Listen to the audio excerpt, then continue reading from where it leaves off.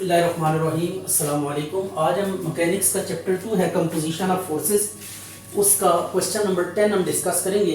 वो क्वेश्चन कुछ इस तरह से है कि कहते हैं कि एक कोई ट्रायंगुलर लेमिना है आपके पास। ये ट्रायंगुलर लेमिना है।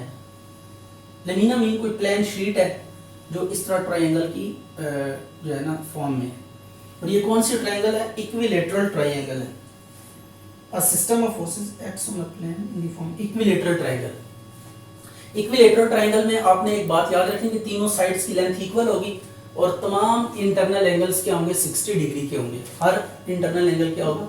60 डिग्री। तो इंटीरियर एंगल इसके 60 के होंगे। और साइड इसने दी भी है, वैसे ए है साइड इसकी 2a। Equilateral triangle of side is equal to 2a। ठीक है, तो ये एक इक्विलेटरल ट्रायंगुलर लेमिना है और इसके ना वर्टिसेस के अबाउट कपल्स या मोमेंट्स एक्ट कर रहे हैं। तो यहाँ पे एक मोमेंट एक्ट कर रहा है G1 और यहाँ पे एक मोमेंट एक्ट कर रहा है G2 और यहाँ पे एक मोमेंट एक्ट कर रहा है G3। ये मोमेंट्स आपको गिवन है। अब इनको लेके कहते हैं कि आपने रिजल्टेंट फाइंड करना है फोर्सेस का। तो अब फोर्सेस का रिजल्ट है और जो फोर्सेस है वो टेकन वन वे राउंड है। ये भी साथ मेंशन है कि जो फोर्सेस है वो वन वे राउंड है। अब देखिए मूवमेंट्स दिए हुए हैं, मूवमेंट्स को लेकर अब हम रिजल्टेंट डिटरमिन करना सीखेंगे कि अगर आपके पास तमाम वर्टिसेस के अबाउट मूवमेंट्स दे दिए जाए किसी ट्रायंगल को लेकर, उनका रिजल्टेंट कैसे कंप्यूट किया जा सकता है ये हम सीखेंगे। देखें रिजल्टेंट इससे पहले हमने फाइंड किया था, तीन फोर्सेस लग रही हैं। तो पहली फोर्स हम ले लेते हैं ये P, दूसरी फोर्स हम एज्यूम कर लेते हैं Q एंड थर्ड फोर्स हम एज्यूम कर लेते हैं कि ये क्या है? R है। ये तीन फोर्सेस एक्ट कर रही हैं इस ट्रायंगुलर लेमिना की साइड के अगेंस्ट। ये हमने कंसीडर किया है। दीस फोर्सेस आर नॉट गिवन। इनकी जरूरत हमें क्यों पड़ी है?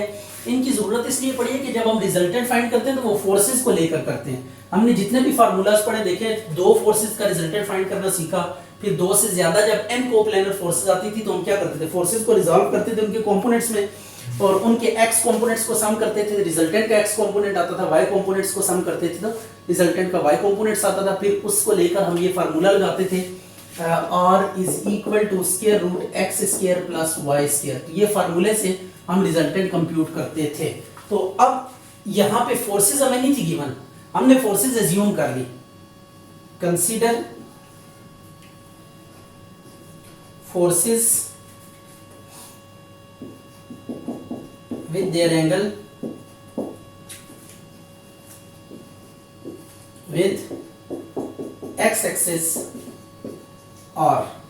ये फोर्सेस का x एक्सिस के साथ एंगल्स जो गिवन है ये P, Q, R ये फोर्सेस हैं।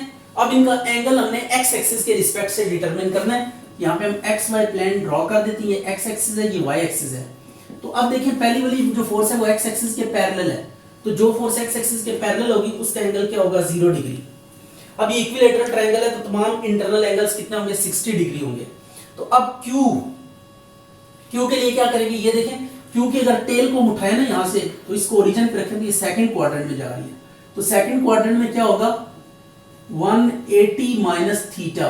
तो यहाँ पे चूंकि ये इक्विलेटरल ट्रायंगल है तो थीटा वुड बी 60। तो यहाँ पे करेंगे 180 माइनस 60 डिग्री। और R की टेल को अगर हम उठाएं और ओरिजिन पे शिफ्ट करें तो it would be what? 180 plus theta. Mean यहाँ पे 180 प्लस 60 करेंगे तो 180 प्लस 60 डिग्री। तो ये आपके पास फोर्सेस हमने एज्यूम की और उनके एंगल्स हमने डिटरमिन कर लिए with respect to x axis. अब हम रिजल्टेंट के x और y कंपोनेंट्स डिटरमिन करते हैं। तो इसके लिए हम लेट करते हैं let x and y be the components of resultant। R चूंकि यहां पे पहले आ रहा है तो इसको R प्राइम कर देते हैं। अब x कंपोनेंट यू नो कि ये आ गया P cos 0 plus Q cos 180 minus 60 plus R cos 180 plus 60। थोड़ा सा डायरेक्टली हम मूव करते हैं। cos 0 1 के इक्वल होता है तो ये P ही आ जाएगा और 180 जब खत्म करेंगे तो cos में से बाय माइनस आएगा, माइनस Q और cos 60 कितना होता है? 1/2। यहां से भी 180 खत्म करेंगे, बाहर एक माइनस आ जाएगा और cos 60 क्या होगा 1/2। तो जब cos में से 180 को आप गायब करते हैं तो आपके पास एक नेगेटिव साइन बाहर मल्टीप्लाई हो जाता है। तो अब इसका एलसीएम ले लेते आ जाएगा 2p minus Q minus r divided by 2, ये आ गया x। अब y कंपोनेंट हम निकालते हैं, तो y कंपोनेंट किसके इक्वल होगा p sine 0 degree plus q sine 180 minus 60 degree plus r sine 180 plus 60 degree. तो साइन 0 कितने के इक्वल है 0 के। अब देखिए साइन में जब 180 खत्म करेंगे तो बाय माइनस मल्टीप्लाई होगा, एंगल का माइनस भी बाहर आ जाएगा।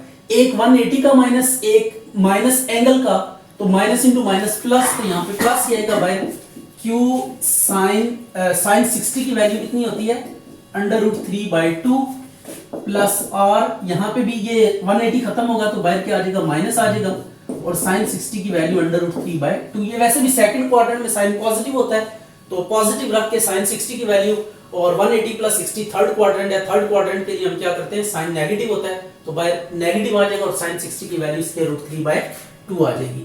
अब ये y कंपोनेंट आ गया आपके पास से, √3/2 कॉमन निकाल लें, q माइनस r। ये x कंपोनेंट और y कंपोनेंट हमने डिटरमिन कर लिया। अब इसके बाद magnitude of resultant, magnitude of resultant is, तो r prime is equal to square root x square plus y square. अब यहाँ पे वैल्यूज पुट कर दें x की और y की, तो x की वैल्यू आपके पास 2p minus Q minus r/2 का होल स्क्वायर प्लस y की वैल्यू है √3/2 q माइनस r का होल स्क्वायर। अब हमने क्या करना है, स्क्वायर को ऊपर नीचे अलग अलग करना है और फार्मूला भी ओपन कर देना है। तो देखते हैं इसका फार्मूला कैसे ओपन होगा। ये हो जाएगा, ये 3 है, अब तो पहले तीनों का स्क्वायर आएगा 2p का स्क्वायर प्लस q का स्क्वायर प्लस r का स्क्वायर, राइट हो गया। a का स्क्वायर प्लस b का स्क्वायर प्लस c का square plus 2ab plus 2ab, यह आ गया 2a, यहाँ पे पहला 2p है और b माइनस q है, फिर इसी तरह plus 2bc minus q minus r, फिर 2ca minus r into 2p। तो इसके बाद आप नोट करें डिवाइडेड बाय आपके पास क्या रहेगा 2 का स्क्वायर 4। इधर भी इसी तरह स्क्वायर ओपन करते हैं और देखते हैं क्या रिजल्ट आता है, 3 into Q square plus r square minus 2qr divided by what 4।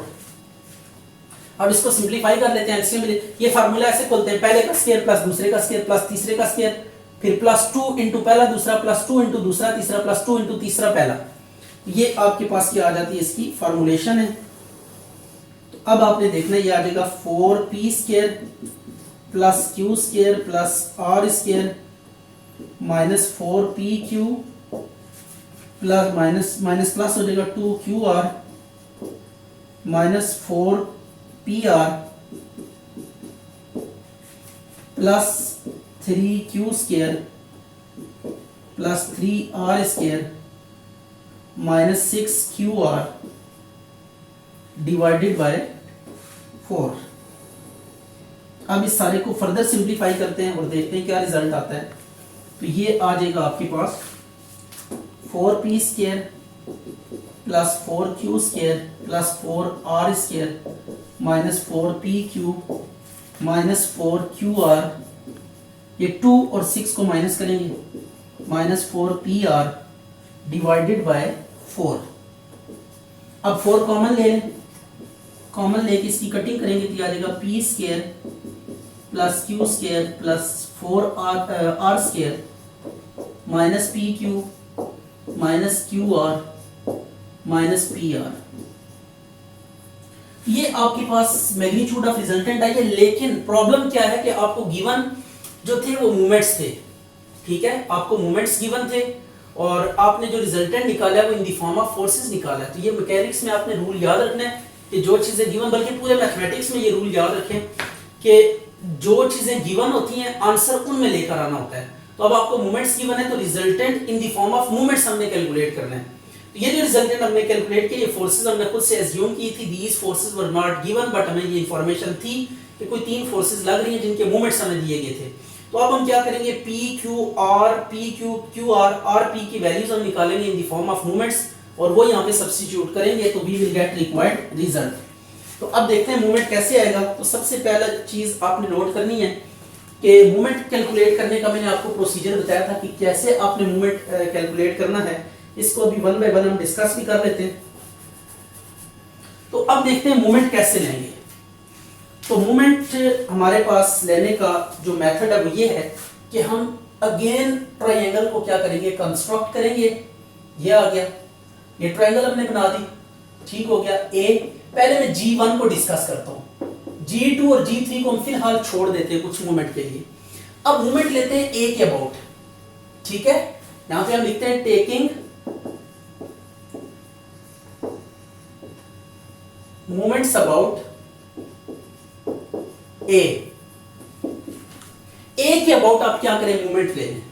जब ए के अबाउट मूवमेंट लेंगे तो देखिए ए इज अ पॉइंट, इसके अबाउट हमने मूवमेंट लेना है। तो इसके लिए आपके पास फोर्सेस की इंफॉर्मेशन जी पी क्यू और ये है आर, ये 3 फोर्सेस है। नोट करें कि जो क्यू वाली फोर्स है ये भी पॉइंट ए से गुजर रही है और आर वाली फोर्स का जो लाइन ऑफ एक्शन है वो भी पॉइंट ए से पास कर रहा है।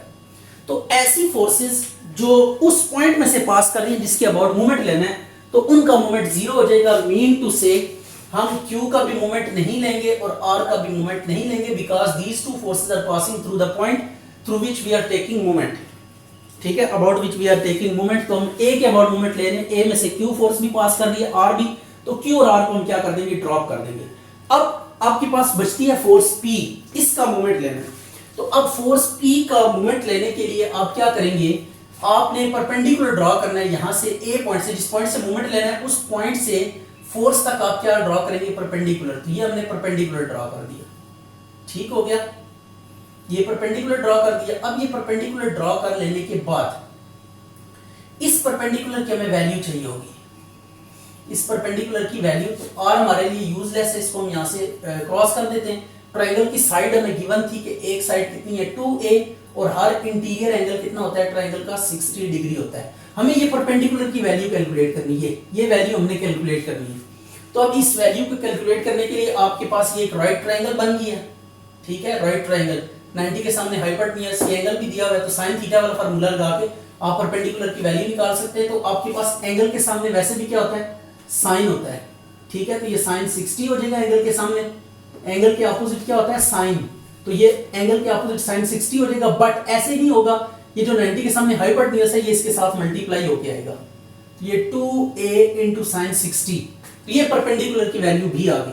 अब ये फोर्स है और इस पे ये परपेंडिकुलर की लेंथ आपके पास अवेलेबल है, तो ये मोमेंट जब लेंगे G1 तो ये आ जाएगा फोर्स आपके पास कितनी है P और ये परपेंडिकुलर है 2 sin 60 degree.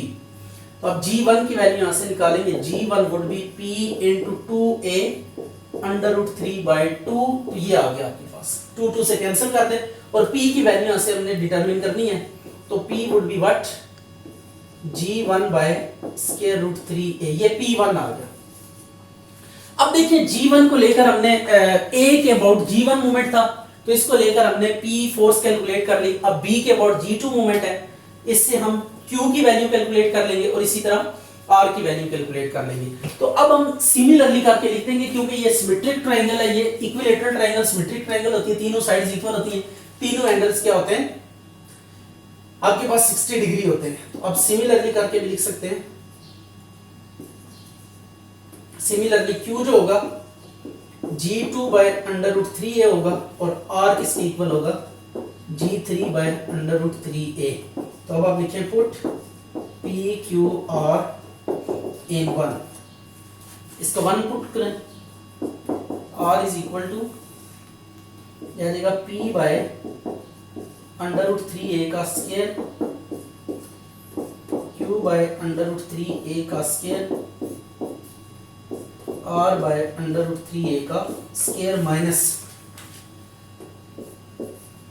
P by under root 3a Q by under root 3a, Q by under root 3a, R by under root 3a minus R by under root 3a,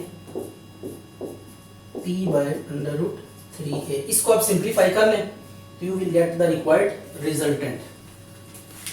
आपके पास एक square board है, ये एक square board है, इसकी side के about ना forces act कर रही हैं।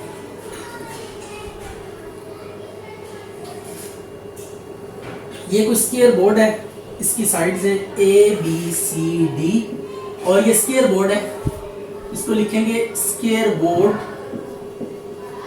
Of side is equal to A। अच्छा, ये एक स्क्वायर बोर्ड है जिसकी साइड A B के ऊपर फोर्स P लग रही है और C A के अलोंग फोर्स R लग रही है और B D के अलोंग जो फोर्स है वो Q एक्ट कर रही है। ऑर्डर मेंशन्ड है क्वेश्चन के अंदर। आपके साथ जब ये इसकी स्टेटमेंट शेयर करेंगे तो आपको इजीली ये समझ में आ जाएगी बात। अब आपने कहते हैं कि इसके ऊपर जो कपल एक्ट कर रही है वो उसका मोमेंट G है। कहते हैं कि आपने इस कपल को रिड्यूस करना है बाय फोर्सेस, यानी इन कपल के इस कपल के अगेंस्ट जो फोर्स लग रही है वो आपने कैलकुलेट करनी है in terms of this couple. तो अब क्या करेंगे, सबसे पहले देखेंगे कि हम किस किस पॉइंट्स ये फोर्सेस हमने कैलकुलेट करनी है P Q R। तो हमने एक दफा कपल को A पॉइंट पे लेकर आना है, एक दफा B के अबाउट, एक दफा E के अबाउट। जिन जिन पॉइंट्स में से दो फोर्सेस गुजर रही है ना, पास कर रही है, उनके अबाउट आप मोमेंट कैलकुलेट करेंगे। तो जब उनको ड्रॉप जिस पॉइंट के अबाउट आप मोमेंट लेंगे वहां से पास करने वाले जो फोर्सेस हैं उनका मोमेंट क्या हो जाएगा, जीरो हो जाएगा। जस्ट लाइक ये A के अबाउट जब आप मोमेंट लेंगे तो P फोर्स इसमें से पास कर रही है, R इसमें से पास कर रही है, तो P और R का मोमेंट जीरो हो जाएगा। मतलब ये मोमेंट में कंट्रीब्यूट नहीं करेंगी, जस्ट Q वाली फोर्स मोमेंट में कंट्रीब्यूट करेगी। तो अब हमने क्या करना है, consider forces P Q R acting along sides A B B D and C A respectively. इनके अगेंस्ट ये फोर्सेस एक्ट कर रही हैं। तो अब हमने करना क्या है कि मोमेंट लेना है। सबसे पहले टेकिंग मोमेंट्स अबाउट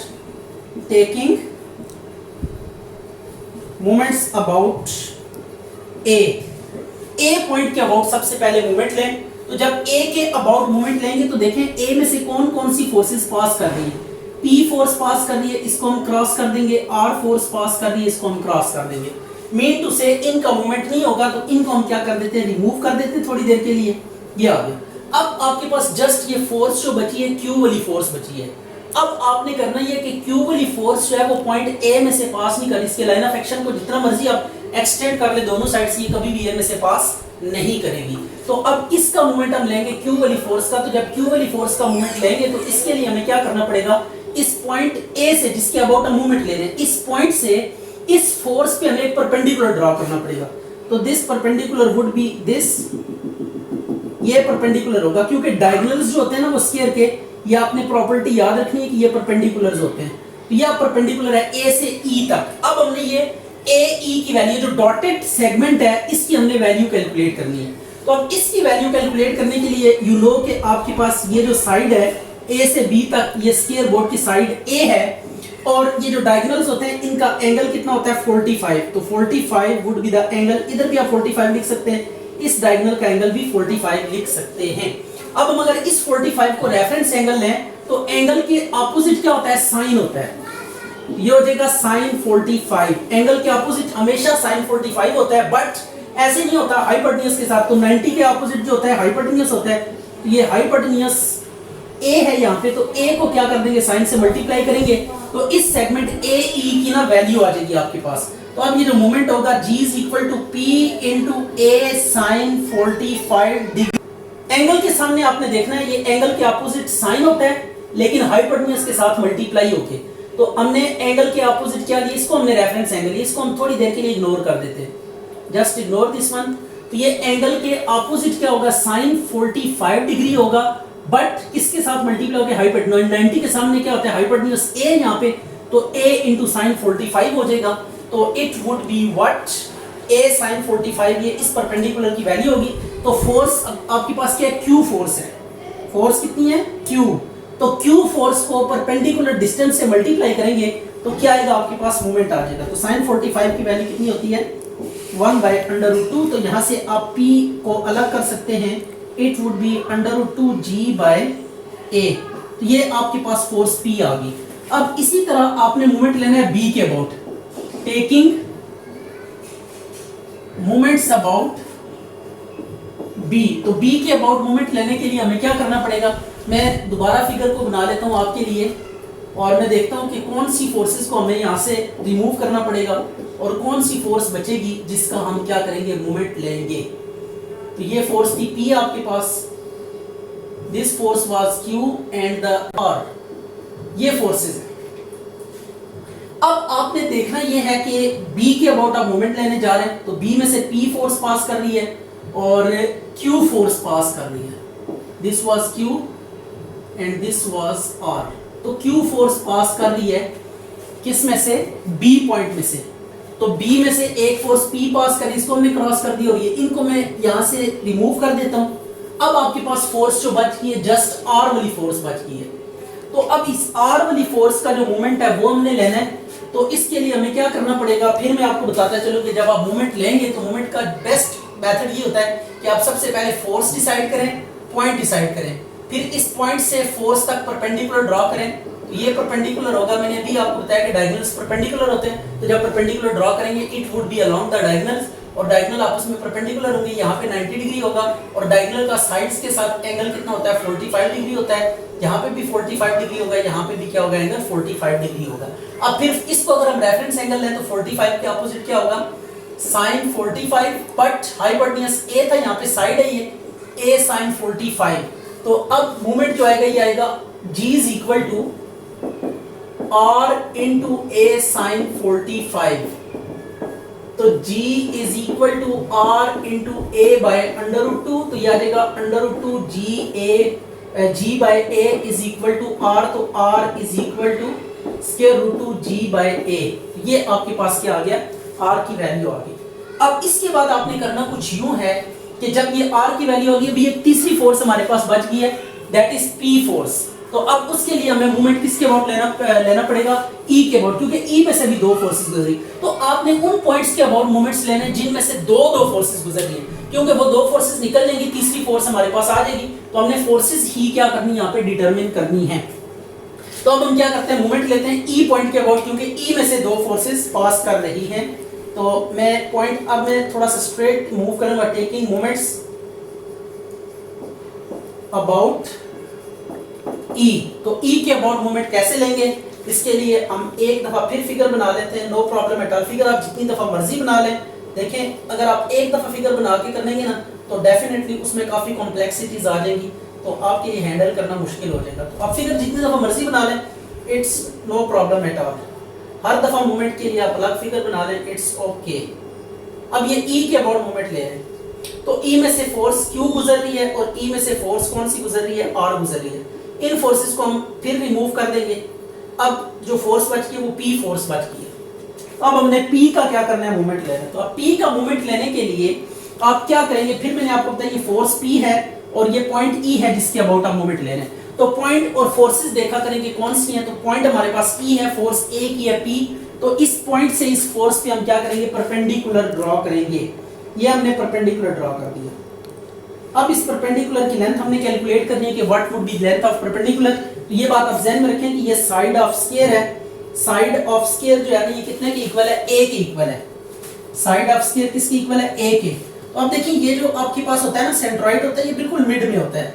तो इसका अगर यहाँ से किसी भी साइड पे परपेंडिकुलर ड्रॉ करें तो वो दो इक्वल पार्ट्स में इसको डिवाइड कर देता है। तो अब ये A है, तो इसका मतलब हाफ ऊपर हो जाएगा, हाफ नीचे, a/2 ऊपर, a/2 नीचे। तो अब ये और ये आपस में इक्वल है, ये और इसके अपोजिट ये जो परपेंडिकुलर है ये इक्वल है आपस में, तो ये a/2 आ जाएगा। तो अब हम क्या करेंगे, G is equal to P into a/2। तो ये 2G और a is P is equal to 2G/a। तो ये आपके पास क्या आ गई, फोर्स PB आ गई। तो हमने देखा कि स्क्वायर बोर्ड के अबाउट क्या लग रही थी, तीन फोर्सेस लग रही थी जिनकी वजह से मोमेंट G आ रहा था। तो हमने इस मूवमेंट की फॉर्म में तीनों फोर्सेस को डिटरमिन कर लिया। हमने P को भी in terms of G determine किया, Q को भी और R को भी। अच्छा अभी नेक्स्ट है क्वेश्चन नंबर 14। आपको एक कंडीशन गिवन है, तीन फोर्सेस लग रही हैं किसी ट्रायंगल की साइड्स के। आपने क्या करना है, प्रूव करना है कि जो रिजल्टेंट है इन तीन फोर्सेस का वो कहाँ से पास करेगा, वो सरकम सेंटर में से पास करेगा। तो ये देखिएगा आपके पास ये ट्रायंगल, जो चीजें गिवन है हम उनको पहले यहाँ पे समराइज करते हैं। ये आपके पास कोई ट्रायंगल है, इस ट्रायंगल में आपके पास जो फोर्सेस हैं वो, अच्छा तो ये फोर्सेस एक्ट कर रही हैं ट्रायंगल की साइड्स के along, P Q R side B C C A B के अलोंग। तो करना ये है कि आपने प्रूव करना है कि अगर ये कंडीशन सेटिस्फाई करे, हम यहां पे लिख लेते हैं consider forces P Q are act along the sides BC, CA and AB or ABC such that P secant A plus Q secant B plus R secant C is equal to 0। इसको equation 1 to prove resultant passes through the circumcentre. ये condition आपको given है, इसको लेकर prove करना है कि जो रिजल्टेंट होगा वो सर्कम सेंटर में से पास करेगा। तो अब सर्कम सेंटर में से अपने रिजल्टेंट को प्रूव करना है कि पास कर रहा है, तो जिस पॉइंट से भी रिजल्टेंट पास करता है उस पॉइंट के अबाउट मूवमेंट जीरो होता है फोर्सेस का। ये बात आप ज़हन में रख लें कि जब कभी भी जिस पॉइंट में से रिजल्टेंट पास कर रहा होगा उस पॉइंट लेंगे किसी पॉइंट के अबाउट, अगर जीरो आ जाए मूवमेंट तो यू कैन अंडरस्टैंड कि रिजल्टेंट इस पॉइंट में से पास करेगा। तो अब क्या करेंगे हम, सबसे पहले taking moments about O where O is, बल्कि इस तरह लिख लें, से O is सर्कम सेंटर, से O इज सर्कम सेंटर। तो अब यहाँ पे O कहीं होगा, एनीवेयर ओवर हियर, ये हमने O सर्कम सेंटर ले लिया। अब प्रूव ये करना है कि जो फोर्सेस हैं, रिजल्ट फोर्सेस का रिजल्टेंट है वो इस पॉइंट O में से पास करता है। तो इस पॉइंट के अबाउट मूवमेंट लेंगे। अब किसी भी पॉइंट के अबाउट मूवमेंट लेने के लिए आप क्या करते हैं, उस पॉइंट को और फोर्सेस को पहले आप ऑब्जर्वेशन में लाते हैं और जिस पॉइंट के अबाउट मूवमेंट लेना होता है उस पॉइंट से फोर्सेस पर परपेंडिकुलर ड्रॉ करते हैं। तो हम यहाँ पे परपेंडिकुलर ड्रॉ करने लगे। ये फोर्स P को मैं आगे ले जाता हूँ, इसी तरह Q को भी मैं कॉर्नर पे ले जाता हूँ आगे, ताकि परपेंडिकुलर ड्रॉ करने में हमें प्रॉब्लम ना हो। ये आ गया। अब आप क्या करें, यहाँ से परपेंडिकुलर ड्रॉ करें। ये परपेंडिकुलर ड्रॉ किया, इसको L का नाम दे दिया, फिर यहाँ से परपेंडिकुलर ड्रॉ किया, इसको M का नाम दे दिया, और फिर ये परपेंडिकुलर ड्रॉ किया, इसको हमने N का नाम दे दिया। ये परपेंडिकुलर्स ड्रॉ किए OL, OM एंड ON।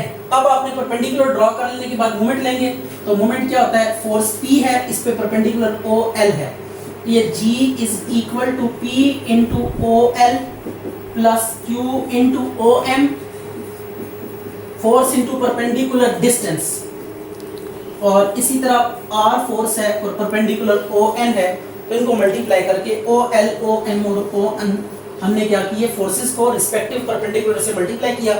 ये आपके पास मूवमेंट, ये टेकन वन वे राउंड है, तो सो हमने इनको ऐड कर दी, क्योंकि एंटी क्लॉकवाइज अगर कोई भी क्लॉकवाइज होता है, ये सारे क्लॉकवाइज होते हैं, तो हम एक नेगेटिव साइन इंसर्ट करते हैं इनके साथ। अब देखिए मूवमेंट हमने ले लिया पॉइंट O के अबाउट। अब मूवमेंट ले लेने के बाद जो नेक्स्ट हमारे पास यहाँ पे चीज हमें कम नजर आ रही है वो ये है कि OL, OM और ON की वैल्यूज हमें नजर नहीं आ रही, तो हमने क्या करनी है, वैल्यूज कैलकुलेट करनी है। तो इस पर्पस के लिए हम क्या करेंगे, यहाँ से ज्वाइन करेंगे इसको O के साथ, O को फिर C के साथ भी ज्वाइन कर देंगे, और O को हम ज्वाइन कर देंगे A के साथ भी। ये हमने ज्वाइन कर दिया। अब इसके ज्वाइन करने का फायदा क्या होगा, यहाँ पे टर्म यूज हो रही है सरकम सेंटर। तो सरकम सेंटर क्या होता है, अगर आप एक सर्कल ड्रॉ करें इस तरह के वो किसी ट्रायंगल के वर्टिसेस में से पास करे तो ऐसे सर्कल को हम क्या कहते हैं, सर्कम सर्कल कहते हैं। ठीक है, तो this circle would be circum circle, और इसका जो सेंटर होगा, इसके सेंटर को हम क्या कहेंगे, सर्कम सेंटर। तो अब आपको ये बात पता है कि सर्कल के सेंटर से किसी भी पॉइंट तक का डिस्टेंस रेडियस होता है। तो ये बी भी चूंकि सर्कल के ऊपर पॉइंट लाई कर रहा है, तो सेंटर से बी तक का डिस्टेंस भी आर होगा, ए तक का डिस्टेंस भी आर होगा, और सी तक का डिस्टेंस भी क्या होगा, आर होगा। तो ये था सर्कम सेंटर। तो ये आप देख लें कि ये डिस्टेंस, इसको हम आर एज्यूम कर लेते हैं, इसको भी आर, इसको भी आर, क्योंकि ये जो ए बी सी है ये सर्कल के ऊपर पॉइंट लाई कर रहे हैं, और ओ सेंटर है, तो सेंटर से सर्कल के ऊपर जो भी पॉइंट लाई करेगा उस तक का डिस्टेंस क्या होगा, रेडियस होगा। तो हम लेट कर लेते हैं, let R be circumradius, ये सर्कम रेडियस आ गया। अब आपके पास क्या होगा, एक और चीज भी आपने ध्यान में रखनी है, ये बड़ा वेल पॉपुलर थ्योरम है। इसमें क्या है कि अगर आप कोई आर्क लें सर्कल की, एनी आर्क, ये आपने क्या किया, कोई आर्क ले ली, या आपने एक आर्क ले ली। अब ये आर्क लेने के बाद इस आर्क का सेंटर पे एंगल बनाया, ये सेंटर पे हमने एंगल बनाया, राइट हो गया, ये सेंटर पे हमने एंगल बनाया, और इसके बाद इसी आर्क का हमने कॉरेस्पॉन्डिंग जो दूसरी आर्क बचती है उसके ऊपर एंगल बनाया। ये दो एंगल्स बने, इस आर्क को लेकर इस आर्क के ऑपोजिट एक सेंटर पे एंगल हमने बनाया, और एक कॉरेस्पॉन्डिंग जो मेजर आर्क है by reference to this arc, क्योंकि ये छोटी है तो दूसरी आर्क बड़ी होगी, तो माइनर के अगेंस्ट मेजर आर्क होती है आपके पास, तो इस माइनर आर्क का सेंटर पे और मेजर आर्क पे एंगल बनाया है। तो अगर ये मेजर आर्क पे जो एंगल बन रहा है ये थीटा है, तो सेंटर पे जो एंगल बनेगा it would B 2 theta, central angle क्या होगा, 2 थीटा होगा। अगर ऑपोजिट मेजर आर्क पे जो एंगल बन रहा है वो थीटा है, तो उसका डबल होगा सेंट्रल एंगल, राइट हो गया। तो ये थ्योरम है, इसको भी आपने याद रखना है। और एक और थ्योरम है छोटा सा, वो भी आपने याद रखना है। वो क्या थ्योरम है कि कोई भी कॉर्ड ड्रा करें सर्कल के ऊपर, ये हमने कॉर्ड ड्रा की है सर्कल के ऊपर ए से बी तक, ये हमने कॉर्ड ड्रा कर दी, और ये सर्कल का सेंटर है। तो जब आप सर्कल के सेंटर से परपेंडिकुलर ड्रा करेंगे कॉर्ड के ऊपर, तो ये कॉर्ड को बाइसेक्ट करेगा, परपेंडिकुलर ड्रा करेंगे तो ये कॉर्ड को क्या करेगा, बाइसेक्ट करेगा। मीन टू से ए सी जितना होगा उतना ही आपके पास बी सी भी होगा। तो ये तीन बातें आपको याद रखनी है। सर्कम रेडियस क्या होता है, तमाम वर्टिसेस से सर्कम सेंटर तक का जो डिस्टेंस होगा that would be radius and will be called as circumradius. फिर आपने माइनर आर्क का सेंटर पे एंगल सबटेंड करना है और कॉरेस्पॉन्डिंग मेजर आर्क के, तो मेजर आर्क पे जितना एंगल बनेगा उसके मुकाबले में सेंट्रल एंगल डबल होगा। And the third one is कि आप जब भी सेंटर से किसी कॉर्ड ऑफ सर्कल पे परपेंडिकुलर ड्रॉ करेंगे तो वो परपेंडिकुलर उस कॉर्ड को क्या करेगा, बाइसेक्ट करेगा। तो बाइसेक्ट करने का मतलब ये है कि अगर यहाँ पे एंगल आपके पास थीटा बन रहा है मेजर आर्क पे, अगर ये एंगल थीटा है तो ये थीटा प्लस थीटा हो जाएगा, ठीक है, थीटा प्लस थीटा हो जाएगा, theta plus theta 2 theta, theta के ऑपोजिट थीटा प्लस थीटा ये हो जाएगा 2 थीटा। तो हाफ इस साइड पे होगा, हाफ इस साइड पे होगा। तो अब ये बात अगर आप ज़हन में रखें तो यहाँ पे अगर हम सर्कल कंप्लीट करें, ये अगर मैं सर्कल यहाँ पे ड्रॉ करने की कोशिश करता हूँ that might be very rough and tough, लेकिन आपने जस्ट कॉन्सेप्ट के लिए इसको समझना है कि अगर ये सर्कल हम इस तरीके से ड्रॉ करें तो अब देखें ये वाली जो बी सी है ना, ये कॉर्ड है आपके पास, इसके ऊपर ये परपेंडिकुलर है, इसको दो इक्वल पार्ट्स में डिवाइड करेगा, और ये आपके पास मेजर आर्क पे जो एंगल बन रहा है ये ए होगा, और जो इधर सेंटर पे एंगल बनेगा ए इस साइड पे एंगल होगा और ए एंगल इस साइड पे होगा। तो ये हमने ना एंगल एक्सट्रैक्ट कर लिए ए और ए। हमें जो जंग लड़नी है वो किसके लिए लड़नी है, इस ओ एल के लिए लड़नी है, क्योंकि ये परपेंडिकुलर है, ये हमने डिटरमिन करना है। आप देख लें कि हमारा जो एरिया ऑफ इंटरेस्ट है वो ये परपेंडिकुलर है, इसको हमने डिटरमिन करना है। तो आपके पास ये एक राइट ट्रायंगल मिल रही है ओ एल बी या ओ बी एल या बी ओ एल, जो भी इसको कह लें। इस ट्रायंगल में आपको रेफरेंस एंगल पता है, हाइपोटेन्यूज की वैल्यू पता है और परपेंडिकुलर हमने। तो जब कभी भी राइट ट्रायंगल में दो चीजें आपको पता लग जाए, एक्यूट एंगल एक पता लग जाए आपको उसकी वैल्यू, और दूसरा आपको हाइपोटेन्यूज की कोई भी एक साइड पता लग जाए, तो आप कोई भी दूसरी साइड आप क्या कर, दूसरी दो साइड आप इजीली क्या कर सकते हैं, डिटरमिन कर सकते हैं। तो अब हम यहाँ पे ट्रायंगल बनाते हैं और उसको लेकर हम ओ एल की वैल्यू डिटरमिन करते हैं, परपेंडिकुलर की वैल्यू। तो इसको देखते हैं कैसे होगा। सबसे पहले मैं ये ट्रायंगल अलग कर रहा हूँ वहां से फिगर के बीच में से। ये ट्रायंगल ये थी आपके पास ओ LB, this one is the triangle which is right triangle. ये आपके पास रेफरेंस एंगल है ए के सामने क्या होता है परपेंडिकुलर, 90 के सामने हाइपोटेन्यूज, और इस हाइपोटेन्यूज की वैल्यू का फिगर में देखें तो डॉटेड वाला सेगमेंट है ये R है, और ये आपके पास क्या है बेस। तो अब बेस की वैल्यू हमें चाहिए OL की, जबकि हाइपोटेन्यूज हमें गिवन है। बेस हमारा हाइपोटेन्यूज क्या होता है cos ऑफ थीटा, तो cos A क्या हो जाएगा बेस बाय हाइपोटेन्यूज, बल्कि इस तरह लिखे इन ट्रायंगल BOL बोल, तो ये हाइपोटेन्यूज आ गया। तो cos A is equal to base है आपके पास OL और हाइपोटेन्यूज R, तो OL की वैल्यू आ जाएगी R cos A, राइट हो गया। तो OL की अब सारी वैल्यूज आपने पुट करनी है किसमें, 1 में।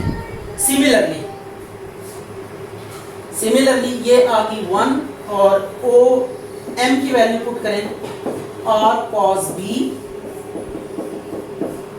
एंड ON ये कैसे लिखा है ये मैं आपको बता देता हूँ, R cos C, ये थर्ड टर्म। ये हमने ऐसे लिखा है कि देखें L के ऑपोजिट, OL के ऑपोजिट एंगल AR है, ये R cos A है, ये हमने कैलकुलेट किया। इसी तरह OM अगर देखें तो इसके ऑपोजिट B वाला एंगल है, तो R cos B, और N के ऑपोजिट अगर आप देखें तो C वाला एंगल है, C के ऑपोजिट साइड पे N आ रहा है, तो ये R cos C आ जाएगा सिमिलरली करके। अब इन तीनों वैल्यूज को हम पुट कर देंगे किसमें। अच्छा ये हमसे एक क्वेश्चन के गिवन में थोड़ी मिस्टेक हो गई है, it was actually P cos A cos B cos C, तो आप इसको जरा करेक्ट कर लें कि ये आपके पास गिवन है, इसको लेकर हमने प्रूव करना था कि रिजल्टेंट कहां से पास करेगा, सरकम सेंटर में से पास करेगा। पुट 1 2 एंड 3 इन 1 में पुट करें इसको, R cos A plus Q R cos B plus R cos C plus R into R cos C। R common ले लें और देखें फिर क्या आपके पास आता है, यह आ जाएगा P cos A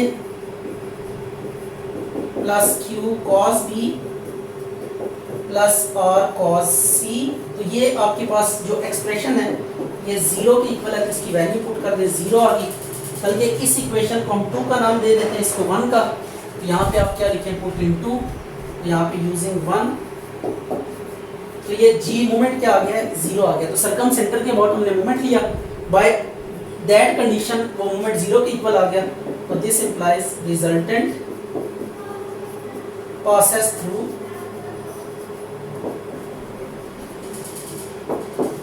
circum center, resultant passes through circum center। Chapter 2 है हमारे पास कंपोजिशन ऑफ फोर्सेस, मैकेनिक्स का कंपोजिशन ऑफ फोर्सेस। इस चैप्टर में हमने कुछ क्वेश्चंस पहले डिस्कस किए और we are now discussing the questions regarded to movements. तो ऐसे क्वेश्चंस जिनमें मूवमेंट्स इन्वॉल्व हैं उनको हम डिस्कस कर रहे हैं। तो आज हम क्वेश्चन नंबर 14 करेंगे। क्वेश्चन नंबर 14 में भी आपके पास एक 3 फोर्सेस हैं जो किसी ट्रायंगल की साइड्स के अलोंग इस तरह एक्ट कर रही हैं कि एक ख़ास रिलेशनशिप डेवलप हो रहा है। वो क्या रिलेशनशिप है कि P सीकेंड A plus Q सीकेंड B plus R सीकेंड C ये इक्वल टू 0 आ रहा है। कहते हैं कि अगर ऐसा हो तो ये फोर्सेस क्या करती हैं, इनका जो रिजल्टेंट है वो कहाँ से पास करता है, ऑर्थो सेंटर में से पास करता है। ठीक है, resultant passes through ortho centre. तो अब हम इस क्वेश्चन को लिखते हैं ज़रा। Consider forces P Q R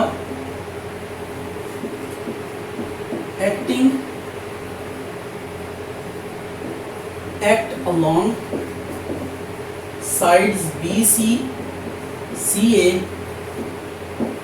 and AB of triangle ABC respectively such that P secant A plus Q secant B plus R secant C is equal to 0. To prove resultant passes through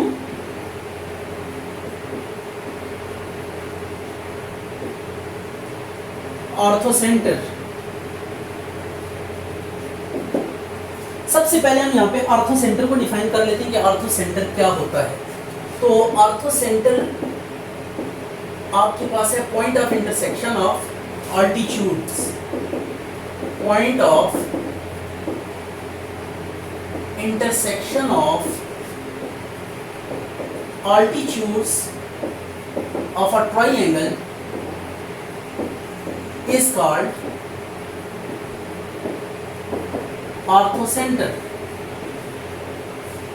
तो altitude क्या होता है इसको भी define कर लेते हैं क्योंकि ये भी नई टर्म आ गई आपके पास। तो ऑल्टीट्यूड है आपके पास perpendicular drawn from any vertex to opposite sides of a triangle,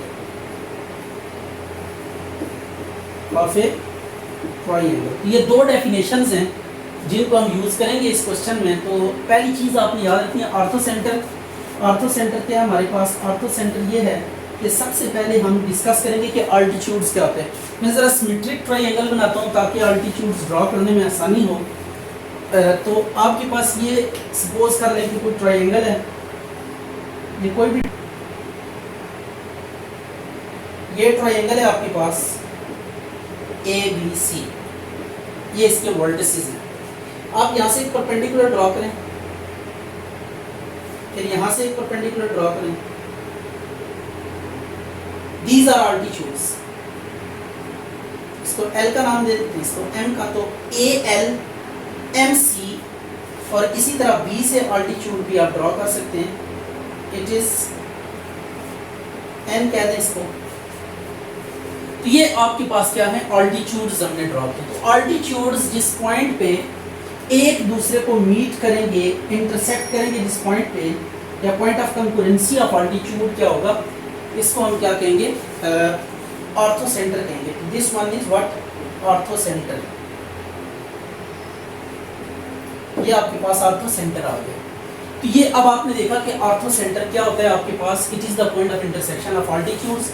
जब भी किसी ट्रायंगल के आप ऑल्टीट्यूड्स ड्रॉ करते हैं, जिस पॉइंट पे वो मीट करते हैं, that point is called as orthocentre. तो अब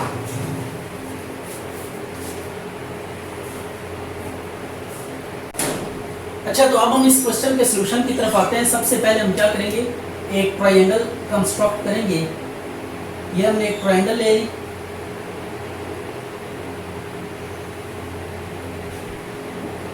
ABC, इसके वर्टिसेस ले लिए।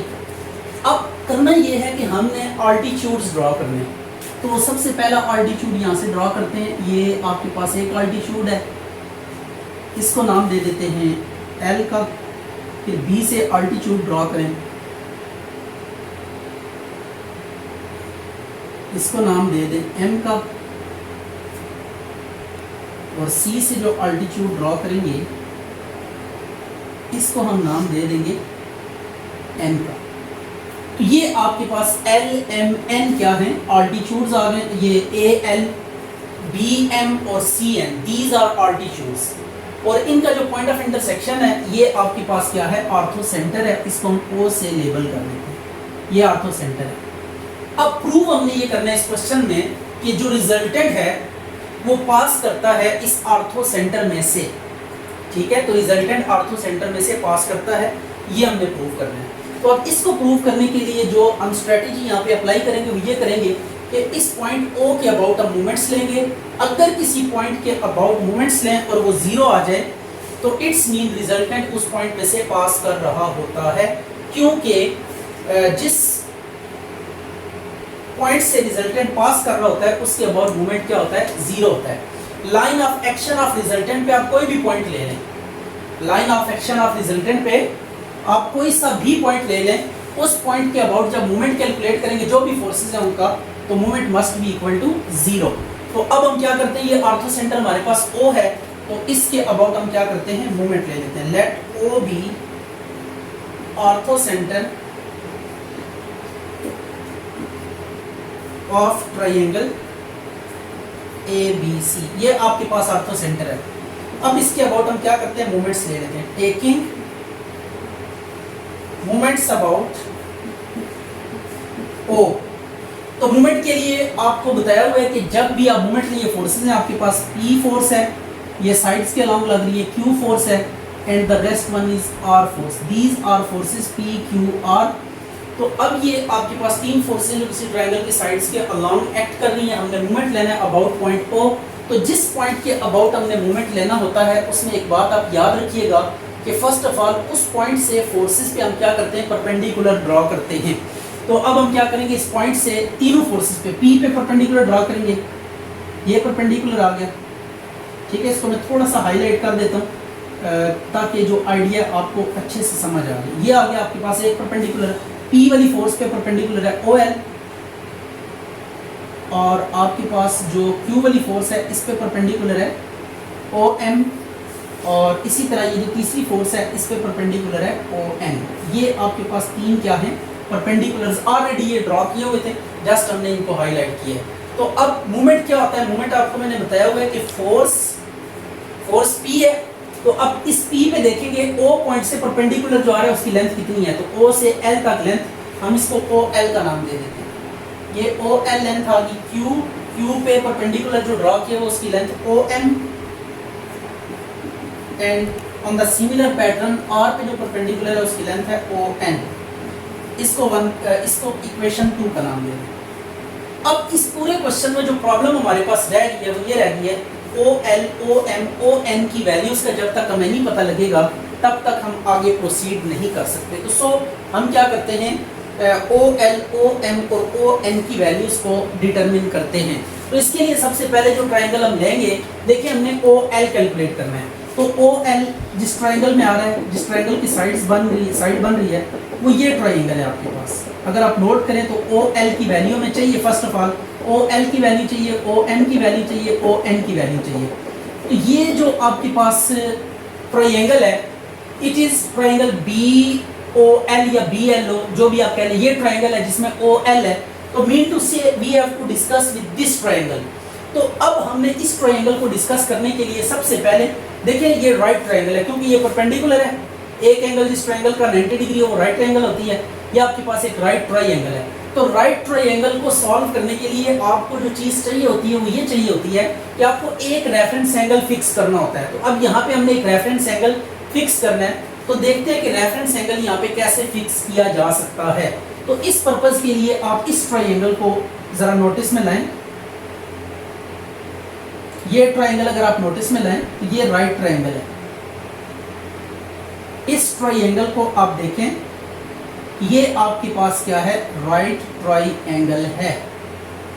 This one is right triangle. ये एंगल 90 डिग्री है M पे, और C पे जो एंगल बन रहा है इस ट्राइंगल का, it would B C।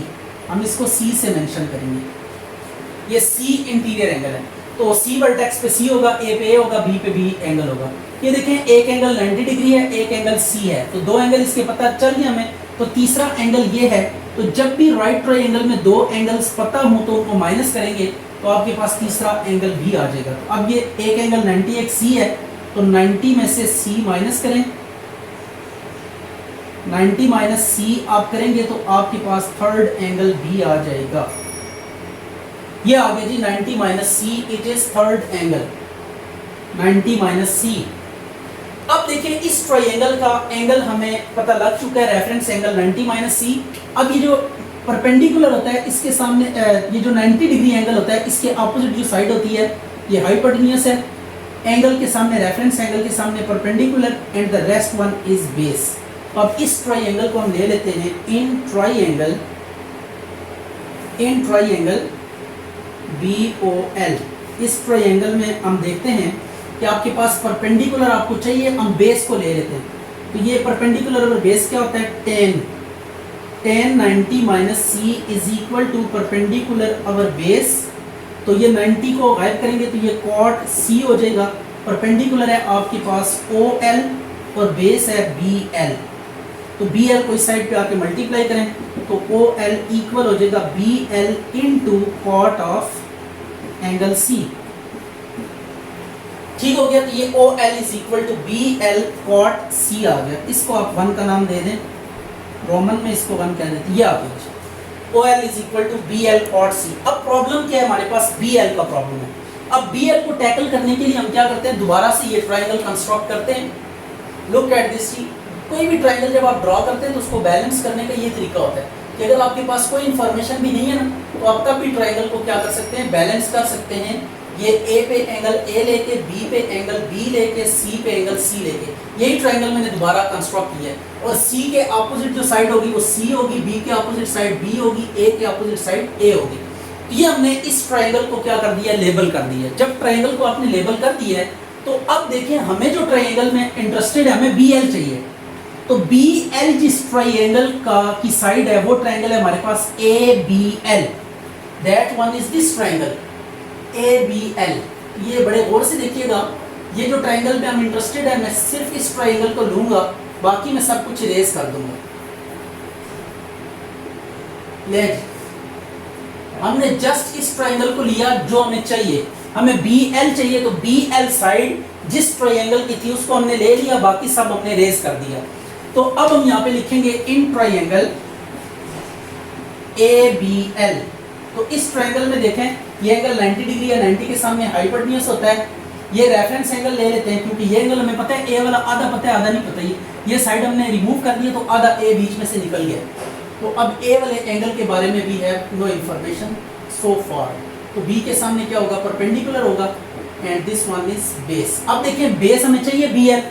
B L की वैल्यू हमने कैलकुलेट करनी है और हाइपोटेन्यूज की वैल्यू सी हमें दी हुई है। तो अब क्या करेंगे, यहाँ पे बेस अगर हाइपोटेन्यूज ये होता है cos b is equal to base अगर हाइपोटेन्यूज, तो it would be cos b is equal to base है आपके पास B L and hypotenuse is c। तो बी एल कितना आ जाएगा आपके पास, c इंटू cos b। इसको आप 1 में पुट कर दें, पुट इन 1। तो अब देखिएगा पिक्चर काफी क्लियर हो जाएगी। O L is equal to B L की वैल्यू c cos b और ये cot c। cot c को हम क्या लिख सकते हैं, cot c को आप नोट करें कि हम लिख सकते हैं cos b, cot c को हम लिख सकते हैं cos c over sin c, cos over sin। तो c ओवर sin c को इकट्ठा कर दें और फिर मैं अगली फिल्म आपको बताता हूँ कि क्या चलानी है आपने। यह आ गया c over sin c cos b into cos c। तो ये c over sin b into cos b cos c आ गया। अब करना यह है कि आपने लॉ ऑफ साइंस पढ़ा हुआ है ट्राइंगल को लेकर, कोई भी ओब्लिक ट्राइंगल है उसको लेकर आपने लॉ ऑफ साइंस पढ़ा हुआ है। लॉ ऑफ साइंस आपके पास क्या है, ये है a over sin a, b over sin b, c over sin c। इसको हम k से जो है ना वो कंपेयर कर सकते हैं क्योंकि तीनों रेशियोज इक्वल हैं। तो इनको हम नाम दे देते हैं इक्वल टू k, यानी a ओवर sin a को भी हम k कह सकते हैं, b ओवर sin b को भी हम k कह सकते हैं, c ओवर sin c को भी हम k कह सकते हैं। तो इसको हम क्या करते हैं, बाय लॉ ऑफ साइंस इसको k पुट कर देते हैं। ये O L is equal to k cos b into cos c। यहाँ पे आप बाय लॉ ऑफ साइंस, तो विच इज व्हाट, ये आप लिखते हैं यहाँ पे a over sin a is equal to b over sin b is equal to c over sin c, और इसको आप k से इक्वेट कर दें। तो ये c ओवर sin c की जगह पे हमने क्या पुट कर दिया, k पुट कर दिया। तो अब आप देख सकते हैं कि आपके पास जो वैल्यू आ गई है वो वैल्यू कुछ इस टाइप की आ गई है। O L is equal to k cos b cos c। इसको हम नाम दे देते हैं 2 का। अब इसके बाद जो बाकी दो है ना वो सिमिलरली करके लिखेंगे। इसमें देखें जरा क्या ट्रेंड चले। ये एल, ओ एल हमें चाहिए ना, एल, एल के कॉर्नर पे एंगल बी है और एंगल सी है। तो कुछ नहीं किया, k cos b cos c आ गया। एल के कॉर्नर पे बी और सी वाले एंगल्स हैं, ये k times cos b into cos c आ गया। अब m के कॉर्नर पे देखें कौन कौन से एंगल्स हैं, तो सिमिलरली करके हम वो भी लिख देंगे यहाँ पे। ओ एम, एम अगर देखें इसके कॉर्नर पे a एंगल है और c एंगल है, या जगह k cos a cos c, और ओ एन लिखें तो ओ एन किस तरह है, k cos a cos b। ये आपके पास तीन जो है ना इक्वेशंस आ गई हैं। अब ओ एल की वैल्यू भी आ चुकी है, ओ एम की वैल्यू भी आ चुकी है और ओ एन की वैल्यू भी आ चुकी है।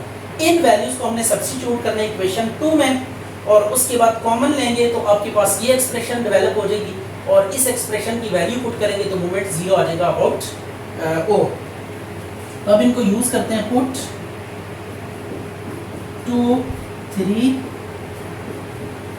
एंड 4 इन इक्वेशन 2 में पुट करें इसको। ये देखें, इसको मैं यहीं पे लिखता हूँ आपके लिए, G is equal to P into K cos B cos C plus Q into K cos A cos C plus R into K cos A cos B।